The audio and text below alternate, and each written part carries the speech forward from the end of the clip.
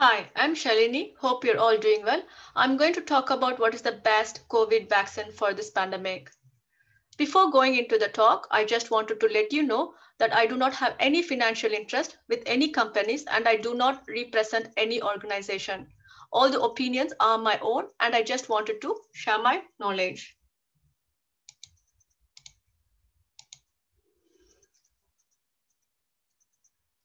There are many kinds of vaccines made using different methods. Some of the currently available COVID vaccines are the whole killed virus vaccines, and the other category is spike only vaccines. The whole killed virus or inactivated vaccines, for example, are Coronavac, Sinopharm vaccine, and Covaxin. When the whole killed virus is injected, you get immunity to the whole virus, not just to spike protein. You get immunity to the spike protein, nucleocapsid protein, membrane glycoprotein, envelope protein, and all the immunogens that are present in the whole virus. With spike-only vaccine, you get immunity only to spike protein. Spike protein is present on the surface of the coronavirus and it helps the virus infect the cells via its receptor. So if you have immunity to spike protein, you can block the virus from entering the cells. Spike protein vaccines can be made using three methods: DNA, mRNA, and protein. In order to deliver the DNA into the cells to make spike protein, they use adenoviral vectors. For example, Oxford AstraZeneca uses chimp adenovirus serotype Y25. Sputnik V uses human adenovirus 85 and 826. Johnson & Johnson uses human adenovirus 8026. So instead of using the DNA and adenovirus, you can use mRNA. You can deliver the mRNA into the cells to produce spike protein. Companies like Pfizer and Moderna are making mRNA vaccines. So instead of using the DNA or mRNA, you can produce the spike protein in vitro and you can use it for vaccination. For example, Novavax is doing that. I'll go through the inactivated vaccine method and adenovirus DNA vaccine in bit more details in the next couple of slides. Inactivated vaccine method was first approved in 1945. I will vaguely go through the method. The virus, for example, SARS coronavirus, is isolated from the patient and it is grown in the laboratory. Then it is inactivated using beta-propiolactone. Beta-propiolactone will destroy the nucleic acid. It will destroy both DNA and RNA, thereby killing the virus. The virus will be dead. It won't replicate. Then the process undergoes intensive purification to get rid of the chemicals. And finally, they add adjuvants such as alum to boost immune response. In addition to alum, Covaxin also uses toll-like receptor 7-8 agonist. TLR7-8 activates antigen-presenting cell and enhances cellular and humoral immunity. Inactivated vaccine method has been used over a century to control various infectious diseases like polio, hepatitis, rabies, influenza, typhoid, cholera, plague, pertussis, etc. And it was shown to be safe and efficient. When the inactivated vaccine is injected, antigen-presenting cells such as dendritic cells or macrophages process the antigen and present to T cells and B cells for activation and memory storage. So next time when you get the real infection, your immune system will be able to immediately recognize the pathogen and destroy it before it overtakes. And that's how vaccination helps. Spike-only vaccine. There is no particular reason for choosing spike-only vaccine except that spike protein was known to induce neutralizing antibodies. And countries with no biosafety category 3 production facility can use safe raw materials like DNA, RNA, and protein to make vaccine. Before going into DNA, RNA vaccine, I just wanted to mention what they are in simplified terms. DNA is just the instruction material. RNA is also instruction material which is copied from DNA. RNA is used to make the end product. In this case, it will be the protein. In the cells, DNA is present in the nucleus. mRNA is copied from the DNA and it is transported into the cytoplasm to make protein. In this case, it will be spike protein. In order to deliver DNA or mRNA into the cells, we need vector. Vector is a vehicle that is used to carry the instruction material into your body. There are several kinds of viral vectors used in gene therapy and gene editing. Viral vectors are natural viruses that are modified to carry instruction material into your body. Gene therapy, gene editing clinical trials mostly fail because of issues with the vector. For example, you can get anti-vector immunity. Your body can produce immune response to the viral vector and can destroy it. Non-targeting is an issue with gene therapy and gene editing. Payload size. There is a size limit. You can deliver only certain size of DNA or RNA. You cannot deliver more.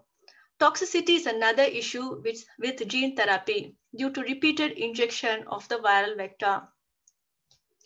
In order to overcome the viral vector issue, they have developed non-viral vectors, for example, lipid nanoparticles or cationic polymers. But still, delivery is the main issue for delivering DNA or RNA into cells. I will go through the adenoviral vector in bit more detail because that is the one that's being used in vaccination. Before going into the vector, I will just go through the life cycle of natural adenovirus so that it helps to understand how the viral vector works. I have made a simplified diagram to show the life cycle of adenovirus. For more detail, please refer to research papers. Like many viruses, adenovirus use receptor to enter cells. The common adenovirus receptor is Coxsackie adenovirus receptor or CAR receptor. Adenovirus binds to its receptor on the cell and then it gets endocytosed into the cell. Inside the cell, it undergoes changes and the virus is trafficked towards the nucleus. And the viral DNA is imported into the nucleus. Inside the nucleus, the viral DNA undergoes replication and the virus gets assembled, DNA gets packed, and the new virons are released by cell lysis. You can see that the adenovirus is not integrating, mainly because it does not have integration signal and the virus is released by cell lysis. So there is no way it can integrate into chromosome. To make the vaccine vector, they have deleted the replication gene and replaced it with a gene of interest. In this case, it will be the gene expressing spike protein. So the main difference between the vaccine adenovirus and natural adenovirus is that the vaccine adenovirus is replication deficient. The vaccine adenovirus binds to its receptor, then it gets endocytosed into the cells. Inside the cells, it undergoes the same changes, and the viral DNA is imported into the nucleus. Inside the nucleus, the viral DNA does not replicate. The fate of the DNA in the nucleus is decided by the cells. Since the DNA has instruction to produce spike protein, it will express spike mRNA and spike mRNA will translate into spike protein and spike protein will be expressed on the cell surface to induce immune response and the cells will be phagocytosed. It was shown that 90% of the vector DNA is eliminated in 24 hours and 9% over 3 weeks. One study showed that 1 in 1,000 cells can illegitimately integrate DNA into chromosome. So you don't need to have a homology arm or long terminal repeat for integration. Any foreign DNA delivered into the nucleus can randomly integrate into chromosome, and this depends on cell condition, cell cycle, and cell type. So if that happens, it can cause inherited risk that can alter the cellular function and can lead to long-term effect. But this can happen at low frequency. The main disadvantage of using the adenovirus vector is anti-vector immunity. One clinical trial for HIV vaccination failed because of anti-vector immunity. In this study, they found that the group that received the vaccination had more HIV infection than the group that did not receive vaccination. Another study showed that there is high prevalence of anti-vector antibodies for AD5, AD26, and CHIMP68 serotypes. In spite of this, Johnson & Johnson uses AD26. To overcome the anti-vector immunity, Sputnik V uses AD26 first dose and AD5 in second dose. Remember that some population has pre-existing antibodies to AD5 and AD26. To overcome the anti-vector immunity, Oxford AstraZeneca uses chimp adenovirus serotype Y25, but this serotype is far less studied. So we don't know which population has pre-existing antibodies to chimp adenovirus serotype Y25.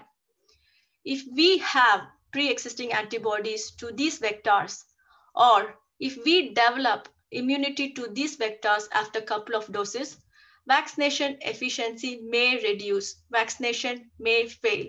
In order to know if your vaccination was successful, you can test for antibodies to spike protein after immunization. Another problem with adenovirus vector is that adenovirus vector is live. It can infect brain, heart, erythrocyte, endothelial cells via its receptor and can cause infections like encephalopathy, myocarditis, acute respiratory distress syndrome, conjunctivitis, and it was shown to be lethal in immune suppressed patients. In gene therapy, adenoviral vector was well known to induce thrombocytopenia. Adenoviral vector capsid was known to bind coagulation factor X. In order to overcome this problem, Johnson & Johnson uses modified hexon variable region 5-7 in AD26. But still, all adenoviral vector can infect endothelial cells, platelets, erythrocyte, and can lead to thrombosis. Thrombocytopenia was observed after AstraZeneca vaccine. Clots were also found in Johnson & Johnson clinical trials. All vaccines using adenoviral vector, example Sputnik, Johnson & Johnson, Oxford AstraZeneca, etc., will have similar issues. These are only immediately visible side effects. You can get immediately invisible long-term side effect because any foreign DNA can integrate into the chromosome and it can lead to long-term effect. Though this can occur at low frequency, still it poses inherited risk. I'm not going to go in more detail about the mRNA vaccine. mRNA vaccines are safe in general. When the mRNA is delivered, it remains in the cytoplasm, produces the spike protein, and induces immune response.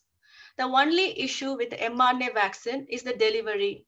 The polyethylene glycol that is present in the delivery reagent can cause anaphylaxis.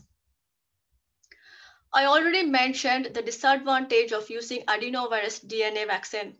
The main disadvantage of the adenovirus DNA vaccine is the adenovirus DNA vector itself. It can cause adenovirus-related issues. And also the DNA is delivered into the nucleus. So there is chances of random integration. Though it can happen at low frequency, it can still lead to long-term effect. So in both methods, delivery is the main issue. I've already mentioned that inactivated vaccines has been approved since 1945 and it has been used for controlling various infectious diseases like polio, hepatitis, rabies, cholera, etc. And it was shown to be safe and efficient. More studies have been done for this method and more information is available for this method. Immune response is to the whole virus, not just to spike protein. So if virus accumulates mutation in the spike protein, you will be still protected because you will have immunity to other parts or proteins of the virus that will offer protection. mRNA vaccine is new to human use and it is approved since 2020. mRNA vaccines are safe in general. mRNA remains in the cytoplasm. It does not enter the nucleus and it does not integrate into chromosome.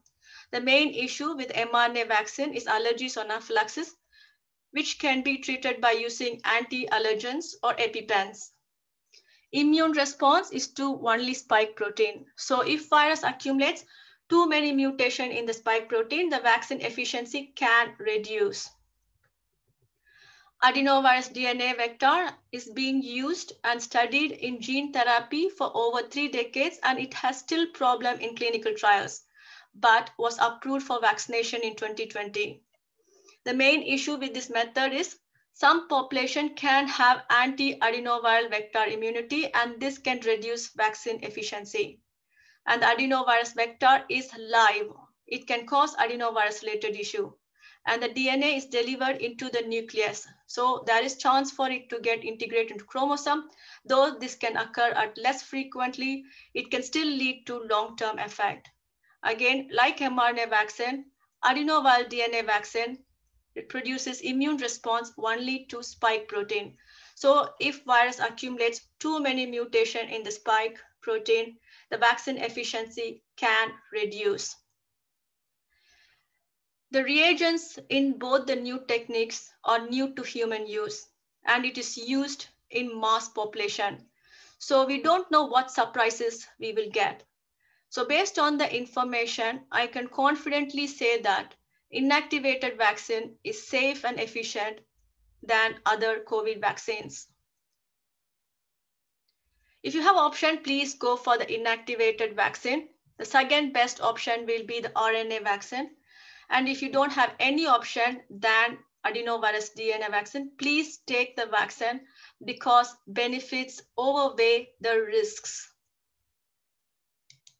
Thank you.